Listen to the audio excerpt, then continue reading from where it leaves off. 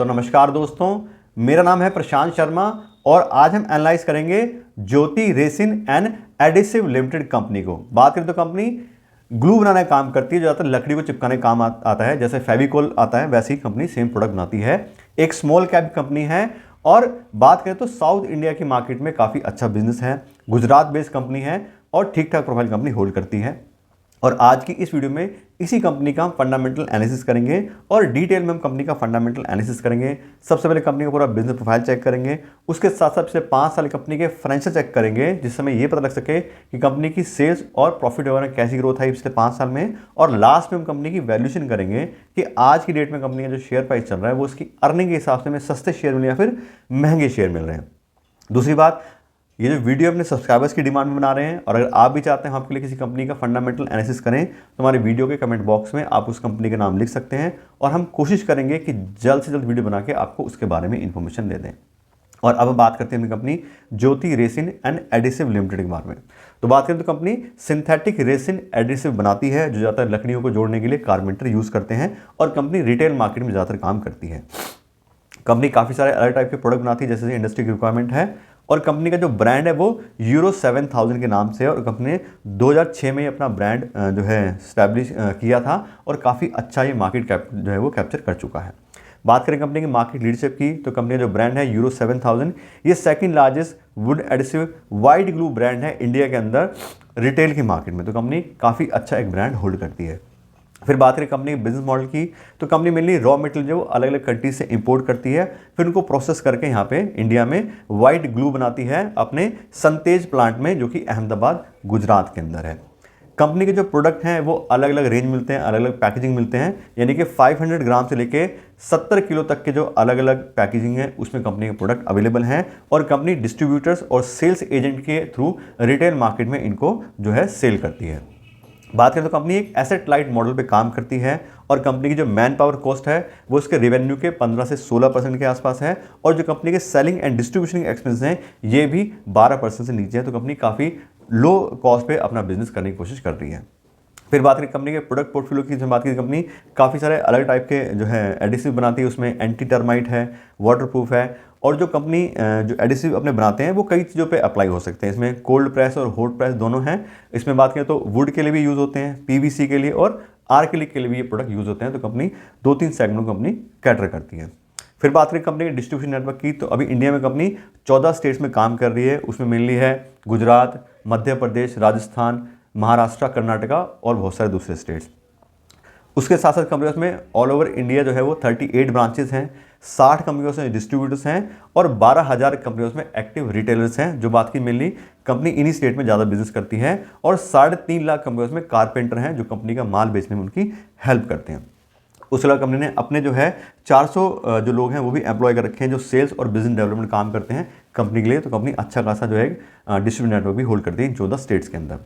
फिर बात करें कंपनी के ज्योग्राफिकल रेवेन्यू ब्रेकअप की, कौन कौन से स्टेट से कंपनी कितना कितना रेवेन्यू होता है। तो कंपनी को गुजरात से 35% रेवेन्यू होता है, महाराष्ट्र से 20% में होता है, कर्नाटका से 15% है और बाकी दूसरे स्टेट्स में कंपनी काम करती है वहाँ से कंपनी को 30% का रेवेन्यू आता है। तो मेनली इन 3 स्टेट से कंपनी को ज़्यादा रेवेन्यू आता है। फिर बात करें कंपनी की मैन्युफैक्चरिंग कैपेसिटी की तो अभी कंपनी सिर्फ एक ही प्लांट है जो बात की थी, संतेज अहमदाबाद गुजरात के अंदर है और यहाँ पे कंपनी जो कैपेसिटी है वो 24,000 टन्स पर एनम की है और कंपनी इसका 55% के आसपास यूटिलाइजेशन भी कर लेती है। तो वही बात है, एक स्मॉल कैप कंपनी है, अभी 1700 करोड़ के आसपास कंपनी का टोटल वैल्यूशन है। उसी हिसाब से सारी चीज़ें हैं और एक ही फैक्ट्री कंपनी अभी ऑपरेट कर रही है।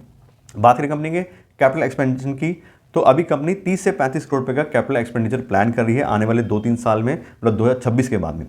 उसके थ्रू कंपनी अपनी कैपेसिटी बढ़ाएगी और साथ साथ कंपनी ने अभी एनवायरमेंट क्लियरेंस के लिए भी अप्लाई किया है। अगर वो कंपनी आ जाता है तो कंपनी अपनी कैपेसिटी को 60,000 टन पर एनम की तरफ लेके जाना चाह रही है। जो अभी 24,000 टन पर एनम है तो उसको 60,000 टन पर एनम कंपनी करेगी। तो कंपनी काफ़ी अच्छा एक्सपेंशन भी प्लान कर रही है। उसके अलावा कंपनी अभी एक एस्टैब्लिश करी है वेयर हाउस फैसिलिटी, जो कंपनी का रॉ मटेरियल है या फिनिश प्रोडक्ट्स है उनको रखने के लिए कंपनी एक काफ़ी बड़ा वेयर हाउस भी बनाने वाली है।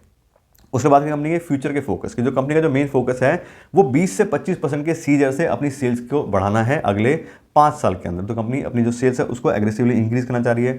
उसके लिए कंपनी फोकस कर रही है नए स्टेट्स में एंट्री लेने के लिए, जो 14 स्टेट में कंपनी काम ही कर रही है। उसके अलावा जो दूसरे स्टेट है इंडिया के, वहाँ पे कंपनी प्रोडक्ट पिच करना चाह रही है और साथ साथ जिन स्टेट्स में ऑलरेडी अपनी कंपनी काम कर रही है वहाँ पे भी मार्केट शेयर को इंक्रीज करने के लिए कंपनी काम कर रही है।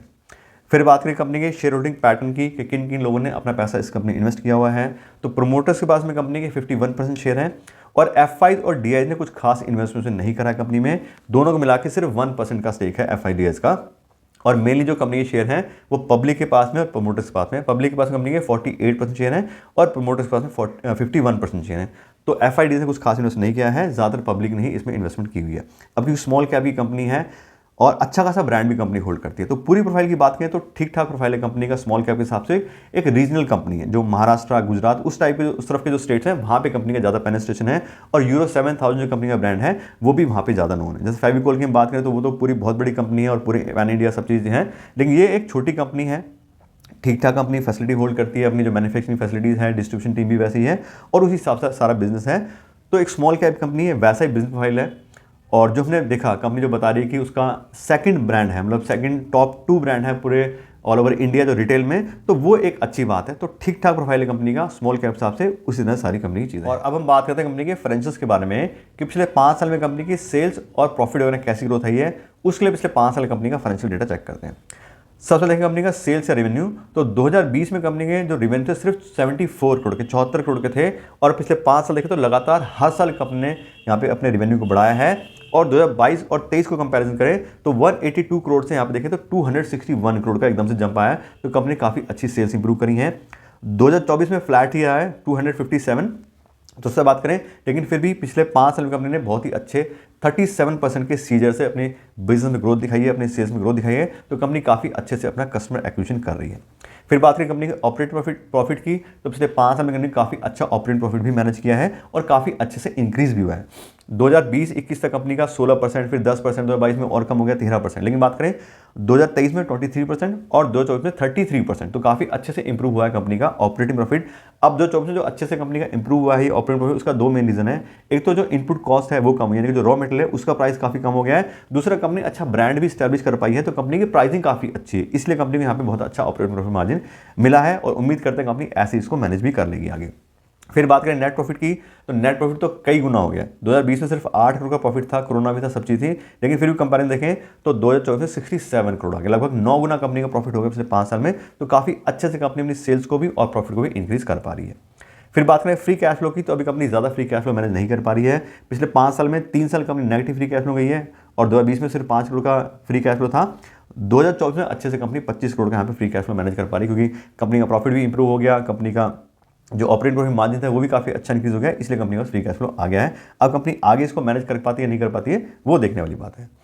फिर बात करें डिविडेंड पेमेंट की, तो कंपनी थोड़ा बहुत डिविडेंड भी अपने इन्वेस्टर को पेमेंट कर देती है और 15-16% के आसपास पिछले 3 साल से कंपनी लगातार जो है अपने इन्वेस्टर्स को पेमेंट कर रही है। उससे पहले भी 10-12% कंपनी ने दिया है, तो थोड़ा बहुत कंपनी डिविडेंड पेमेंट भी अपने इन्वेस्टर्स को कर देती है।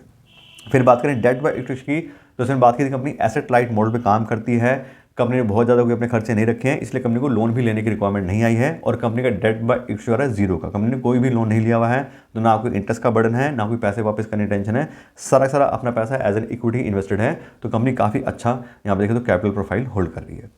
फिर बात करें रिटर्न ऑन इक्विटी की, तो कंपनी बहुत ही बढ़िया excellent return on equity manage कर रही है। लास्ट ईयर का 49% आ रहा है और पिछले 5 साल की एवरेज आ रही है 46% की, जबकि 15% होता है कि 15% मिनिमम होना चाहिए किसी कंपनी का रिटर्न ऑन इक्विटी। यहाँ देखें तो 3 गुने से भी ज़्यादा कंपनी यहाँ पे रिटर्न इक्विटी मैनेज कर रही है, तो बहुत ही अच्छे से कंपनी रिटर्न जनरेट कर रही है अपने इन्वेस्टर के पैसे पे। तो काफ़ी अच्छा कंपनी यहाँ पे बिजनेस मैनेज कर रही है। तो कुल मिलाकर बात करें तो कंपनी काफ़ी अच्छे और स्ट्रॉन्ग फाइनेंशियल होल्ड करती है। अब क्योंकि स्मॉल कैप कंपनी है, बार बार उसको एक्सपेंशन के लिए और अपनी रिक्वायरमेंट के लिए पैसा चाहिए होता है, इसलिए कभी company free cash flow manage नहीं कर पा रही है। अदरवाइज कंपनी पिछले 5 साल में काफ़ी अच्छे से सेल्स भी इंक्रीज करी है, प्रॉफिट भी इंक्रीज करा है और कोई लोन वगैरह भी कंपनी नहीं है। तो काफ़ी अच्छे और strong financial company small cap company के हिसाब से होल्ड कर। और अब हम बात करते हैं कंपनी की वैल्यूएशन के बारे में कि आज की डेट में कंपनी का जो शेयर प्राइस चल रहा है वो इसकी अर्निंग के हिसाब से में सस्ते शेयर मिले या फिर महंगे शेयर मिले। और मैं आपको बता दूं, इस तरह की कंपनीज की वैल्यूएशन करने के लिए मैं यूज़ करता हूं डिस्काउंटेड कैश फ्लो एनालिसिस। उसके अंदर कंपनी को फ्री कैश फ्लो को रिवेल करते हैं, कंपनी कितना फ्री कैश फ्लो जनरेट कर पा रही है, उसके हिसाब से इसकी कितनी वैल्यू बनती है। और भी हमने कंपनी की free cash flow data check किया था, तो 2022 में भी company negative free cash flow गई थी 5 करोड़ के, 2023 में भी नेगेटिव 2 करोड़ पे, सिर्फ 2024 में company 25 crore free cash flow आया है। अदरवाइज पिछले 5 साल कंपनी ज़्यादा फ्री कैश फ्लो मैनेज नहीं कर पा रही है। और एवरेज की बात करें तो 6-7 करोड़ की कंपनी की एवरेज आ रही है, लगभग 0 के बराबर मान लो, क्योंकि 1700-1800 करोड़ की कंपनी है, उस हिसाब से फ्री कैश फ्लो अभी ना के बराबर ही है। तो उस हिसाब से बात करें तो फ्री कैश फ्लो से कंपनी की वैल्यूएशन नहीं आ रही है, या बात करें हाईली ओवर वैल्यूड कंपनी है फ्री कैश फ्लो के हिसाब से। तो इस कंपनी को हम प्राइस में अर्निंग रेशियो पे वैल्यूएशन चेक करेंगे, नेट जो कंपनी प्रॉफिट कमाती है उसके हिसाब से कंपनी की वैल्यूएशन चेक करेंगे।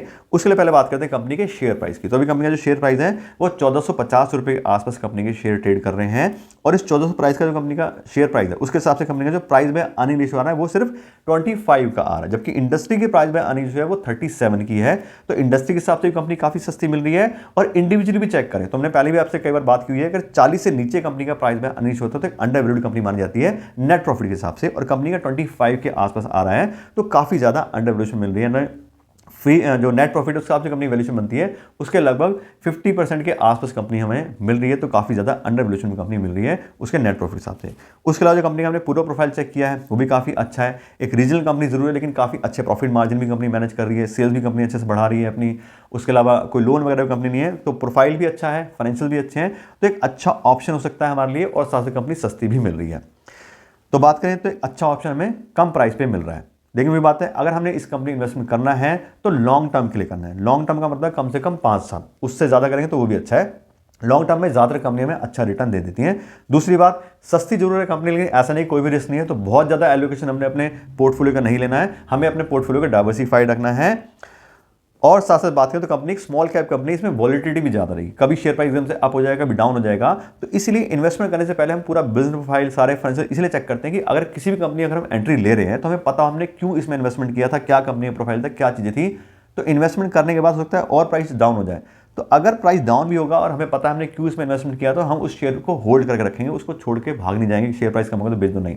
हमें पता है कंपनी अच्छी है, सबसे अच्छी है, तभी हमने इन्वेस्टमेंट किया है, तो उसको लॉन्ग टर्म के लिए होल्ड करेंगे तभी हमें फायदा होगा। लॉन्ग टर्म का आपको एग्जांपल दूं इसका, तो नवंबर 2019 में इस कंपनी का शेयर प्राइस सिर्फ 65 रुपये का था, अब 1450 रुपये का आ गया, 5 साल में 22 गुना शेयर प्राइस हो गया है। और एक क्लियर मल्टी बैगर कंपनी उन लोगों के लिए बन ली है जिन्होंने 5 साल पहले यानी कि 2019 में कंपनी में इन्वेस्टमेंट किया था।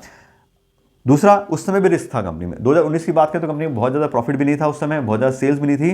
तो जो लोग लंबे टाइम तक होल्ड कर पाए और कॉन्फिडेंस रख पाए कंपनी में, उन लोगों को काफ़ी अच्छा आज बेनिफिट हो गया है। तो वही सेम बात ये है, तो अगर हम आज भी एंट्री ले रहे हैं तो हमें लंबे टाइम के लिए होल्ड करेंगे तो काफ़ी अच्छा बेनिफिट हमें हो सकता है। लेकिन वही बात है, ये मेरा पॉइंट ऑफ व्यू है, आपको क्या लग रहा है, आप थोड़ा अपनी रिसर्च कीजिए, फिर आप डिसाइड कीजिए आपको अपनी इन्वेस्ट करना है नहीं करना है। तो कुल बात करें तो काफ़ी कंपनी अच्छी लगी मुझे, रीजनल बिजनेस कंपनी काफ़ी अच्छा है और उस हिसाब से सारा कंपनी का प्रोफाइल है। तो इस हिसाब से बात करें तो कंपनी के बारे में जो भी नॉलेज थी वो आपको सारी दे दी है, और आशा करते हैं आपको वीडियो अच्छी लगी होगी। अगर आपकी वीडियो अच्छी लगी हो तो उसको लाइक और शेयर जरूर कीजिएगा, और अगर आप मेरे चैनल पर नए हैं तो मेरे चैनल को सब्सक्राइब कर लीजिएगा। Thank you so much.